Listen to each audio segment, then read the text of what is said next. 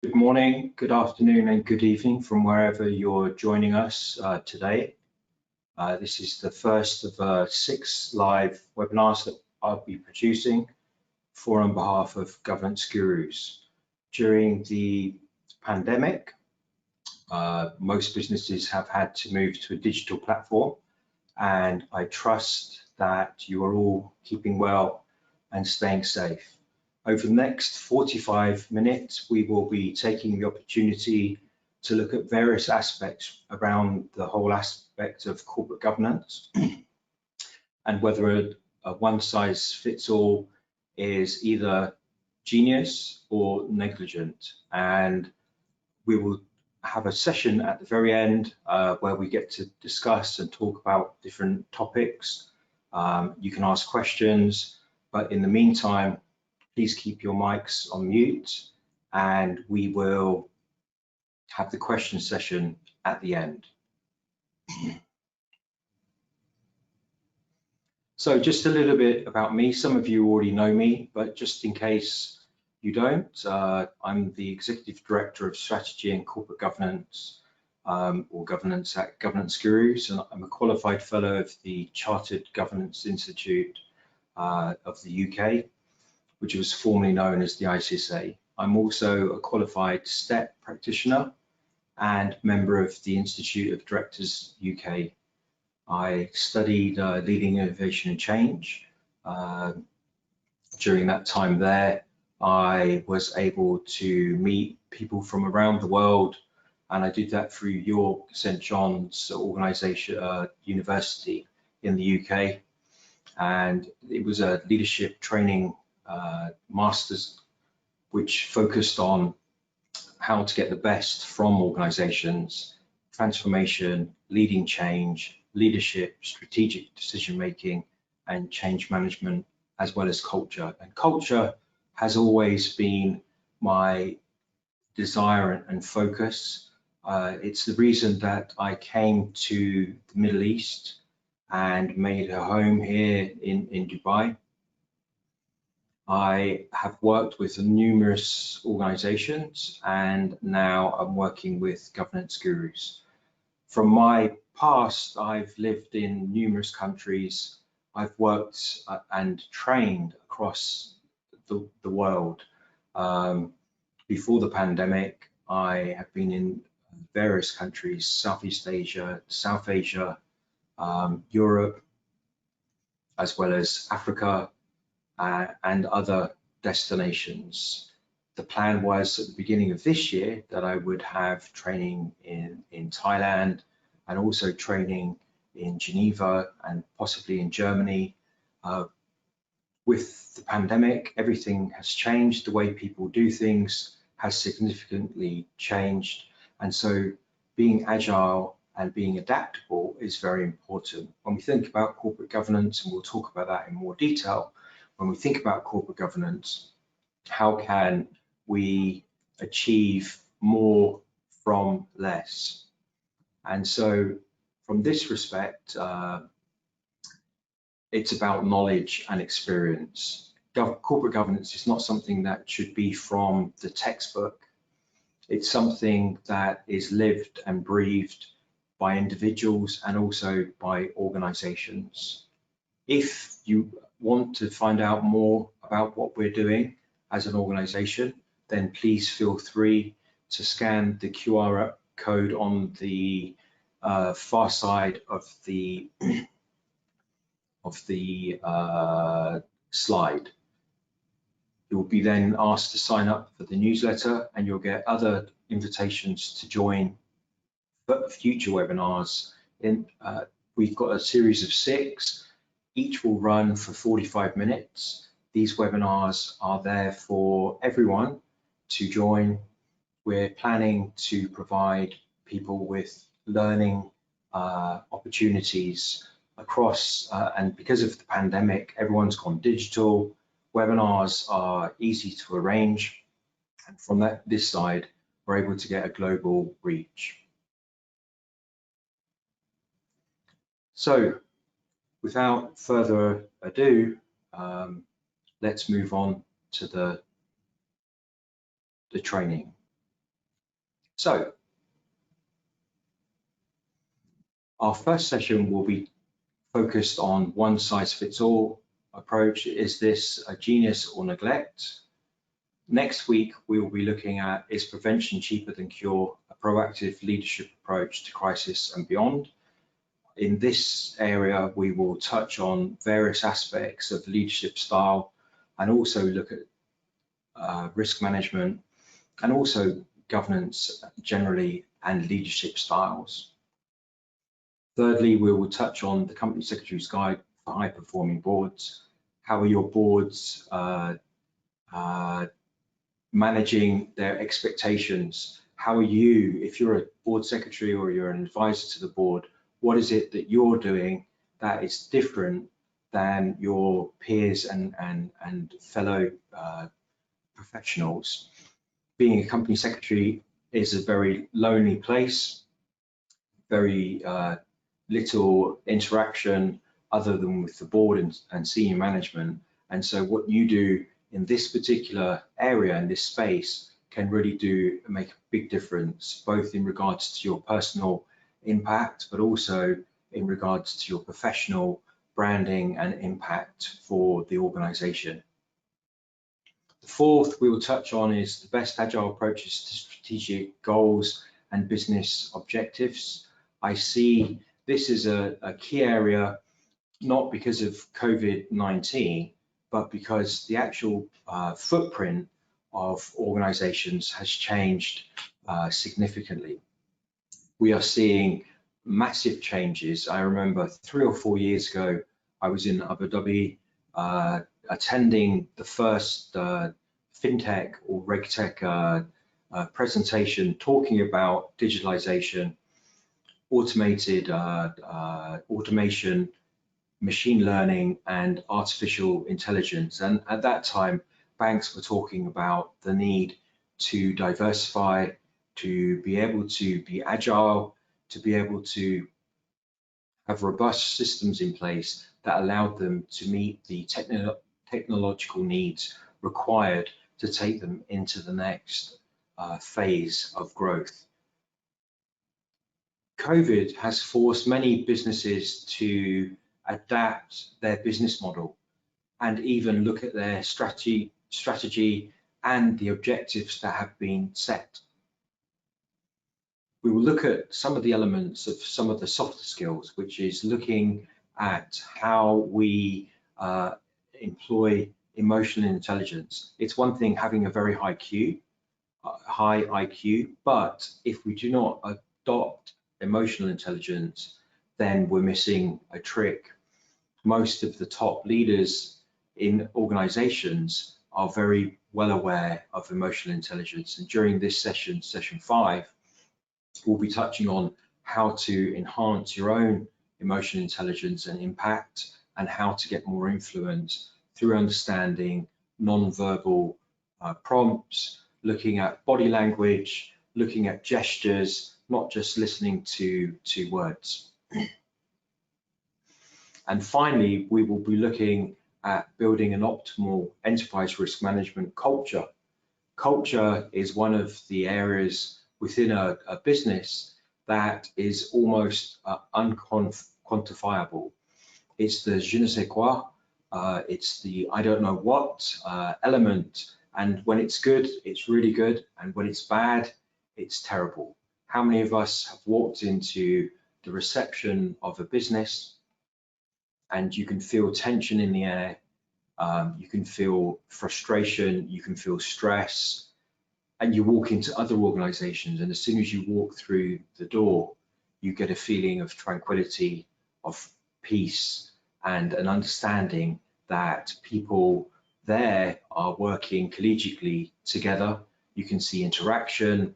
Whenever I go into a business, I always arrive early before I'm meant to attend a meeting, or if I'm presenting, just to observe. I'll talk to the receptionist, if there's a security guard, I'll speak to the security guard.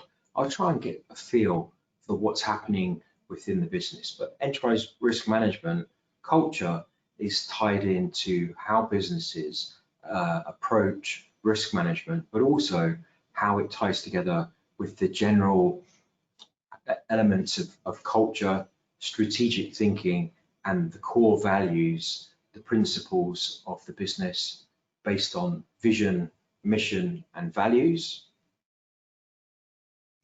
These webinars will be recorded, and this one is being recorded too. If you want to see this webinar later, if you don't get the full chance to watch it, we'll be uploading it to our YouTube channel. So, lots of words on the screen. The key one that we're looking at presently is COVID-19, but many of the other topics are prevalent within the world. If we think about where we are today, have we ever seen a time where individuals have been under so much stress and so much pressure? We're hearing about people with mental health issues that never had mental health issues before. There's always been concern about worldwide disease. Youth unemployment is growing. In this region, if we look at the GCC, and also if we look at Europe and internationally, youth unemployment is growing. And so Generation Z and others are facing dilemmas in regards to how do they get onto the employment arena, how do they start their career. We see aspects of war, and there's been many, and there are many going on right now. We see displaced refugees. We have issues regarding diversity. When I talk about diversity, I'm not just talking about gender diversity, I'm thinking about the aspects of ethnicity and representation. Many companies have failed to consider and embrace diversity. Diversity is one of the most important aspects in regards to getting different angles and different lenses, and many companies unfortunately are still run by the same people, and we will see this, I feel, for the next at least five years. I'm hoping that we will see more change in the future. I'd be interested to know your thoughts, and please use the chat function where there's the speech mark on the right hand side of your screen. Write any questions and we'll try and touch on those as we go ahead. But right now we've got other issues. There's civil unrest in many countries. We see poverty and starvation. These are things that have been around for decades, and the world needs to take notice. People need help. And when we think about corporate governance is looking at the organization, but we are now seeing integrated reporting. And if we look at the King 4 report, King 4 touches on integrated reporting and actually being a good corporate citizen. Organizations need to be looking at society, paying taxes, employing people locally, and giving back to the country where they are doing operations. Most of the other models, if we look at America and the UK, they touch on generally shareholder value. And so one of the questions that came through is, what are the implications of diversity? Well, imagine you are a cosmetic and beauty company, and your board of directors are all male, all over 50, and from that side, how is it that they are able to have a holistic view in regards to most of the client base of people who are using the products? Yes, men use beauty products, but not to the same extent as women. And so from this respect, if we think about a board that's providing strategic leadership, direction, strategy, and also providing oversight for the company, how is it that they don't have a diverse group of individuals? We look at various brands, they now are reaching out to having people of different various genders, On the board and in senior management, we're also seeing that people of different ethnicities are being brought in, because there is a whole area where organizations are missing the opportunity to reach out to particular demographics. When we think about diversity, I was very interested in regards to what Malaysia did. And Malaysia put together its corporate code of corporate governance back in 2017. There, all listed companies had to promote the aspects of gender diversity. And within Malaysia, as in other countries, it's a new step forward, and it's taking time for organizations to understand the benefits of having women on board, but not just women on boards. We need to think about diversity as a wider topic. If we think about diversity, we think about diversity of thinking and problem solving. If all of us have gone to the same schools and we've had the same education and the same experience, how is it we're able to deal with very complex matters? When we get stuck, we're all going to be in the same position because we've got the same knowledge and experience. Whereas if you have a diverse board and senior management team, the diversity allows people to look from different lenses and different aspects. And so corporate governance is very important when we think about the aspects of diversity. But it's a spectrum. If you have too little diversity, it's a problem. And if you have too much diversity, again, you don't have consensus, and there will be a lot of debate in the board and possibly conflict, because different agendas and different ways of thinking. And so you have to get the balance right. Other countries have put mandatory aspects in regards to diversity, and we're seeing that with that respect, where you have 2 or more females on boards, there is actually a positive correlation to the financial performance of those organizations, as well as seeing higher employee engagement. And there was a Harvard paper on this particular aspect where it showed these things. So where are we today, and why should we be concerned with corporate governance? Corporate governance, many see corporate governance as an enabler, but many more see corporate governance as a blocker, something that stops them from doing what they need to do and delays them in doing what they're doing.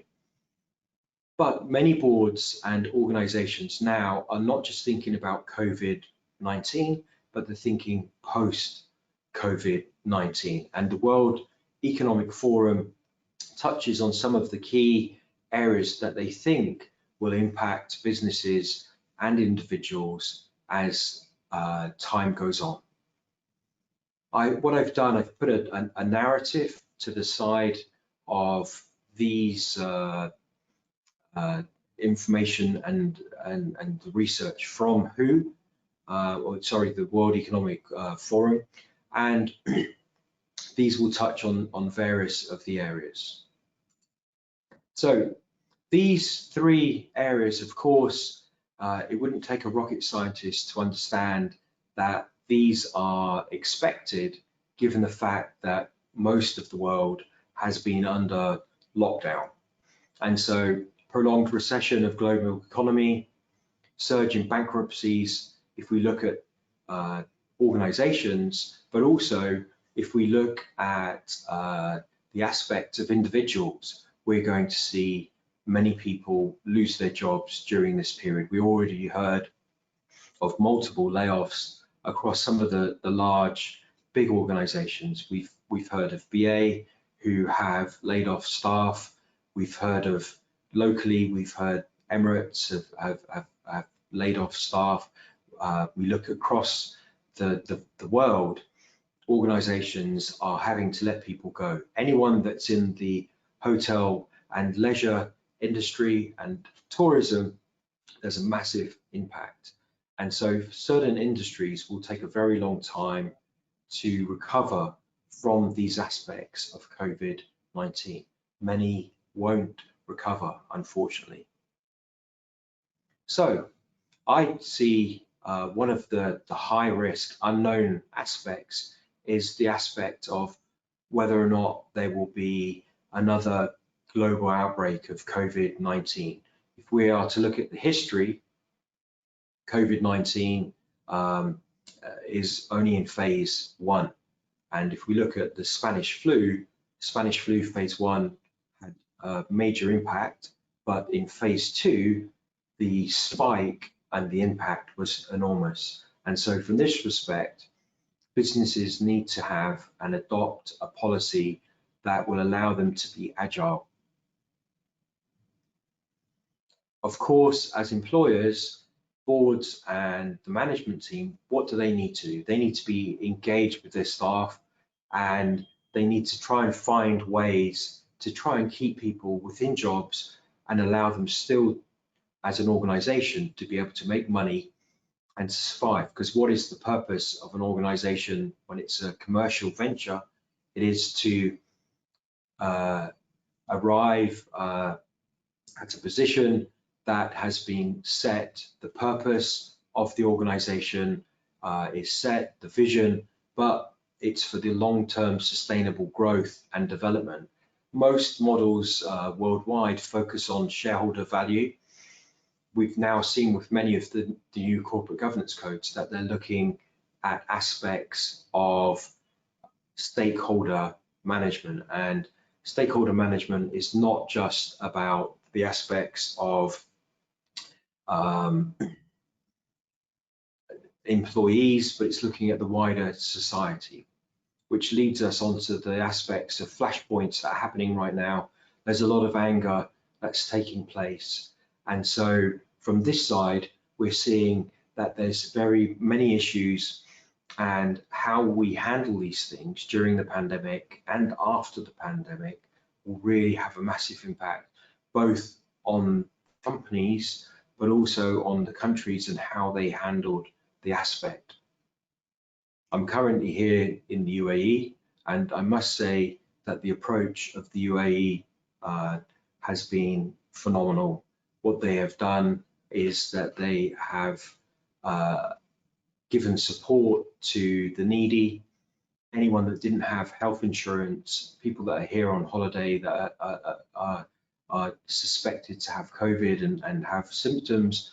There is a lot of investment given in regards to treating people, and so that's why the actual number of level of COVID people that are positive and those, the correlation between being infected and also deaths, the deaths are much lower. And so we have to think, how do these risks impact us as an organization? How are we preparing? How are we making sure that these do not impact our strategic plan and our business objectives for the future? So if we think of those aspects, everyone is wondering, what do we do? How is it that we are able to move forward? And when we think about corporate governance, imagine you're a startup or you're a small business, maybe you're a large organization. Does your corporate governance model need to change?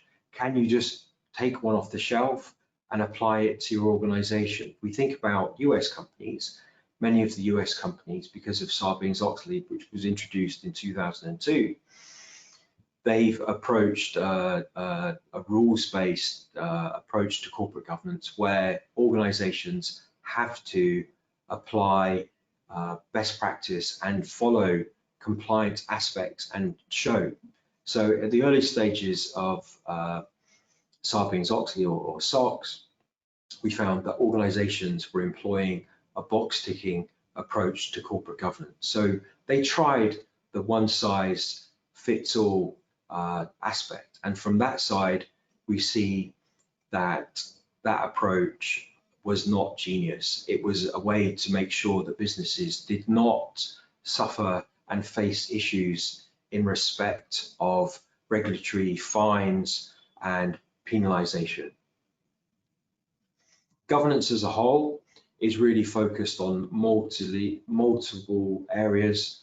Many people think that corporate governance is something that's separate from culture and separate from strategy and separate from business objectives and the various aspects. But when we think about corporate governance, if you have a policy or a procedure, what does that mean?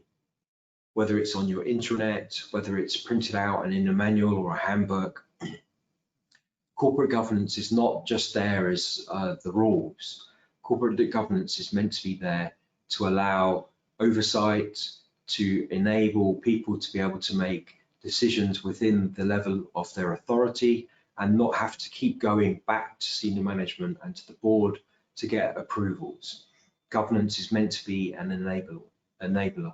And where organizations embrace corporate governance and put a corporate governance culture in the organization, then we see a different approach of how people operate. We're not here today to talk about the whole aspect of leadership and the way the different styles, and then talk about culture and the different types of culture. But one particular culture is the culture of fear. Many organizations, due to fear, will only do what they're told to do. This doesn't enable proactiveness and autonomy and can have a major impact in regards to the efficiency of the organization. So what exactly is corporate governance? We've written a blog about corporate governance, touching on some of the key areas. If you want, you can take a look on our website. Corporate governance is one of those phrases that is banded out.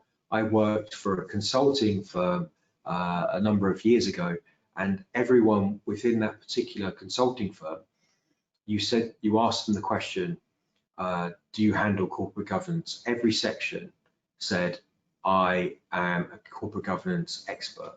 When you spoke to them about the different angles and the aspects of corporate governance, you found that their focus was on a very niche area.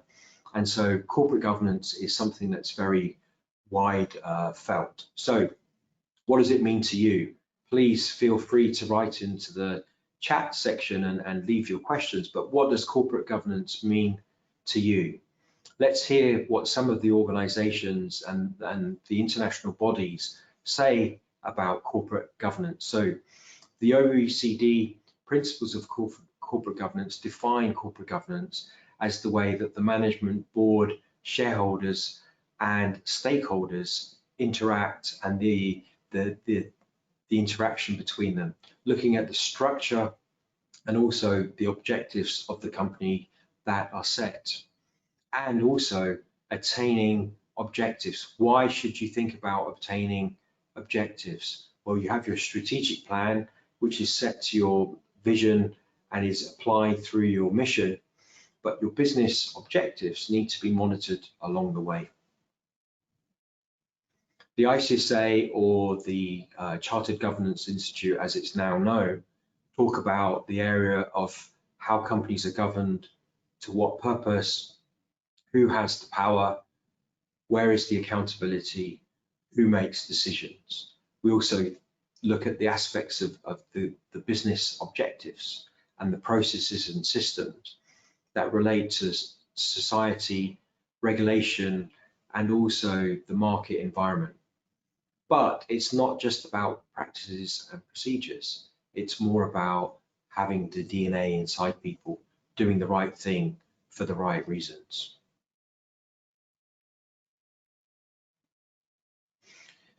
How I focus on corporate governance, and when I think about corporate governance framework, I've set it into 5 key aspects where I see there being value being set. So review and evaluate, design, communicate, empower, and delegate, because people need to know what they have, what they're meant to be doing, and how they actually go about doing what they're meant to be doing. We think about policies and procedures, unless they're actually implemented and embedded within an organization, and unless they're understandable, organizations will not be able to get a good corporate governance culture.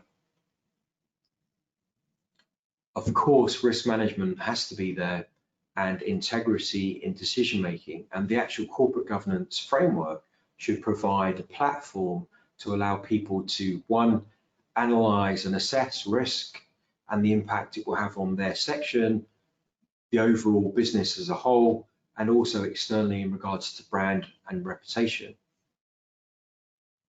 And then finally, we think about aspects relating to evaluating the effectiveness of that particular framework. Is it still relevant? How is it going to be used? Is it fully implemented across the business successfully? And this leads to strategic and operational excellence through a robust governance framework. But once you've set a governance framework, that governance framework doesn't necessarily stay the same for the duration and the life cycle of the organization. And so we have to think in a way of how these interact with each other. You see there's a linear process, but the whole aspect of corporate governance is not linear. Different aspects can be looked at different times, and it's a life cycle. There should be a review, an update, a tweaking to make sure that the framework remains relevant and is sufficient for the and in line with the purposes and values and core ethics of the business. During bad times, companies will focus generally on survival, how to survive, what can we do to bring in money, how can we cut overhead, how can we minimize our exposure to debt, how can we generate more revenue. And so these areas in bad times, the governance framework sometimes is pushed to the side, and businesses approach a different crisis management approach. So 1 + 1 = 5. I like to ask this question: how can 1 + 1 = 5? Many of you will ask that question. It doesn't make any sense. 1 + 1 = 5. Really? In my mind, 1 + 1 does equal 5. And you may say, Rob, you're deluded. How can 1 + 1 = 5? But when we think about governance and the aspect of governance in an organization, 1 + 1, if it's applied correctly, really does equal 5. 1, good governance plus good culture added together equals what? What does it equal? It equals a feeling of shared purpose across the workforce, at senior management and at the board, and with shareholders and stakeholders. It gets employee engagement. It focuses people on the customer. Customer focus is very important, and there's always a correlation between employee engagement and customer satisfaction. It also brings about collaboration for excellence. People no longer start working and staying in silos. There is a trust that's built up when you've got good governance and good culture. And finally, enhanced performance. When people work together, more is achieved. Other aspects of corporate governance, and when we think about one size fits all, smaller organizations are focused on survival. Larger organizations have already put the investment in infrastructure, in IT security, and also into data governance. And so when we think about data governance worldwide, we've got various data protection laws and privacy laws that have come into play. We think about the GDPR, which is a European-based data privacy and data protection policy that has an outlook that reaches out and is worldwide, so that when people breach the requirements of EU businesses or EU citizens, there is potential breach that can be enforced by law. Cybersecurity, most people now are working from home. Many of you will be working from home, from your home office.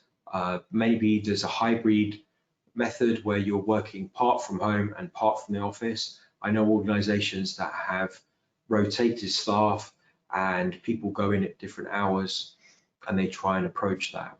But during times like this, where people are using the home network, there is higher potential of hacking, and we need to ensure good IT hygiene. Most of our information is stored somewhere on a physical server. Now, we hear lots about cloud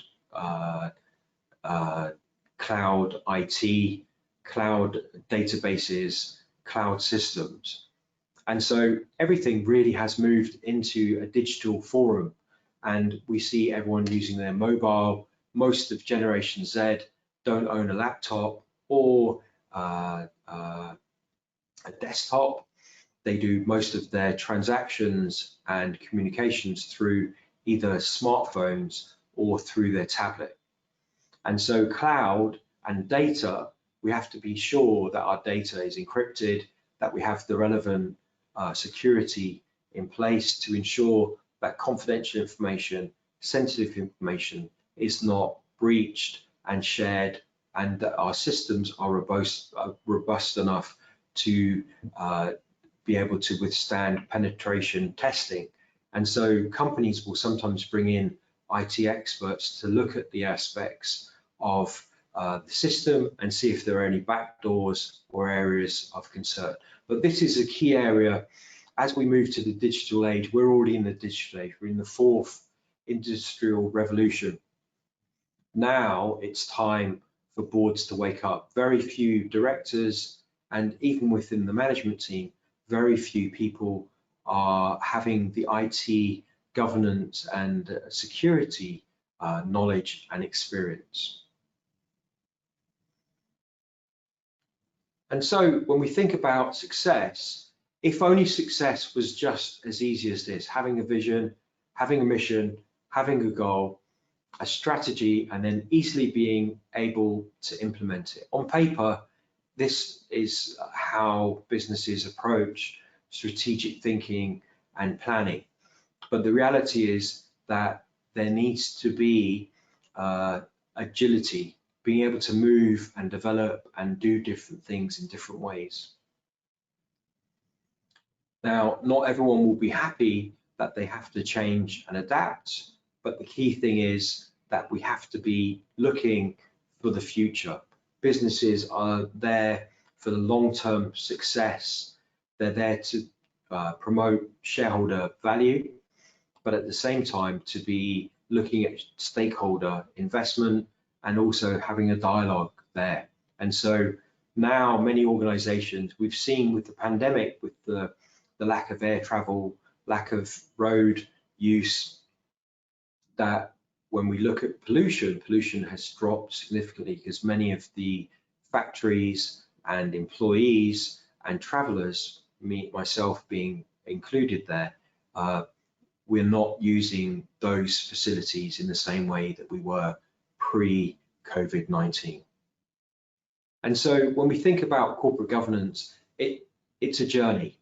And going back to the question, a one-size-fits-all approach to corporate governance, genius or neglect? Well, no organization is perfect. If you're in the perfect organization, please share your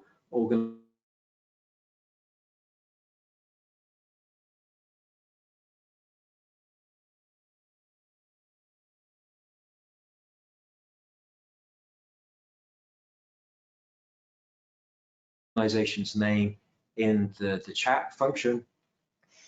There are no perfect, there's no perfect, it's a, we could husbands, we could be better fathers, we could be better friends. And in the business world, it's the same. It's a journey. We learn along the way. How to become better. Let our good become better and our better become best. It doesn't mean that we're perfect, because our best is maybe still a distance away from perfection, but it doesn't mean that we don't aim towards perfection, but it's something that we have to do step by step. And yes, we will stumble and fall, and yes, we will face adversity, and we will make mistakes as business leaders. We will maybe move at the wrong time. We will invest in something as the market is shifting in a different direction, and that investment will not have the realization that we had planned. But it doesn't mean that the journey ends there. Imagine you're a smoker and you give up smoking, and then you have a lapse and you have another cigarette. Does it mean that you should continue smoking because you made a mistake? Or is it something that you should continue to try and stop, thinking about the long-term health and your own personal sustainability?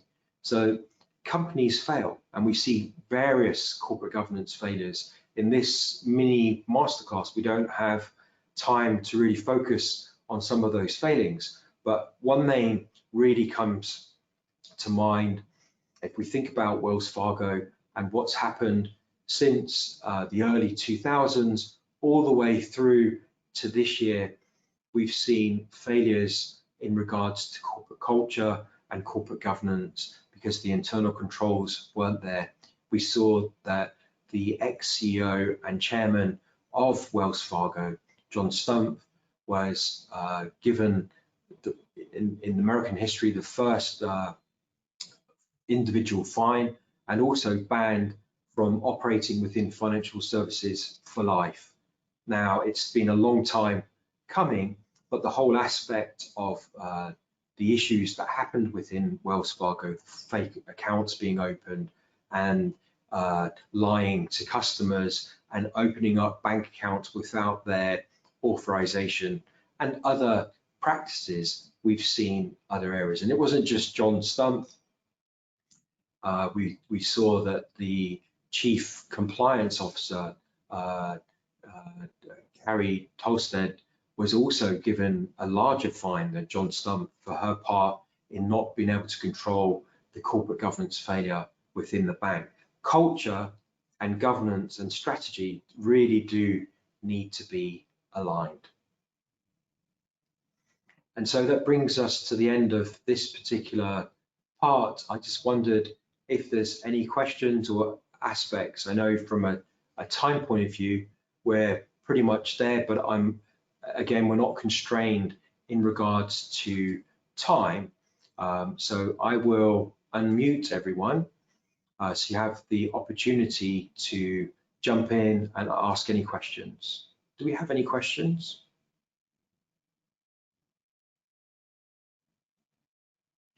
Maybe you'd feel more comfortable putting them into the chat, but please feel free to unmute your mic and ask some questions. I see questions that come in. Considering the ongoing circumstances, will there be any additional disclosure reporting requirements that boards should consider in the meetings? Well, that's a very good question, and thank you very much for providing that. Yes. At times like this, in times of crisis and in times of economic turmoil, where businesses are approaching things, not so much in regards to reporting it and disclosure, but there does need to be a very solid base of how decisions are being made and why they're being made, and the actual looking at the impacts of those decisions. So whether that's closing offices, whether that's moving to a remote workforce, whether that be adopting different methodology and different services. Boards may need to close certain business lines and products because they're no longer relevant, because post COVID-19, we will see businesses operating in a completely different way. So if we think about it, I've got one more question that came through. What are your thoughts about resilience and energy of executives to keep short and long-term aspects along with a focus on their culture? Of course, great question from my dear friend Debbie Garrett, who is joining us from the UK.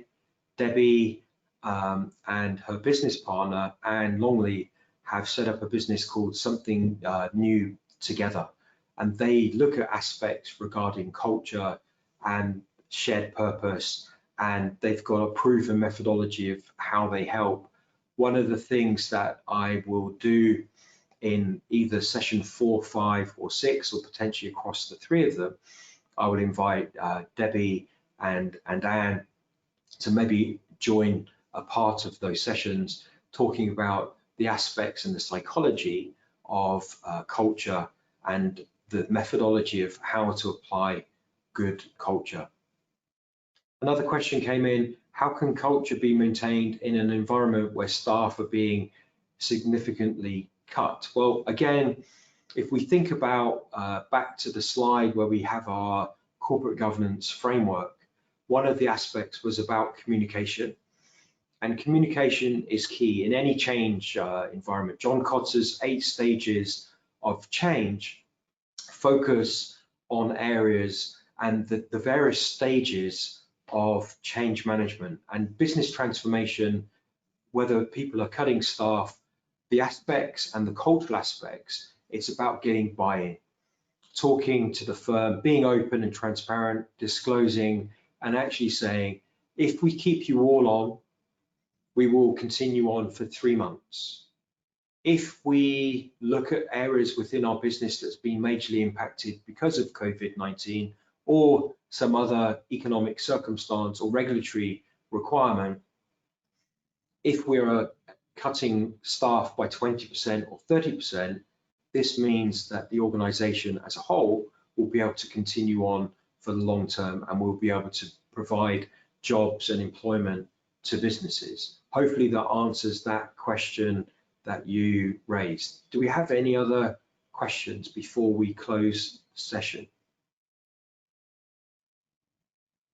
Any last takers?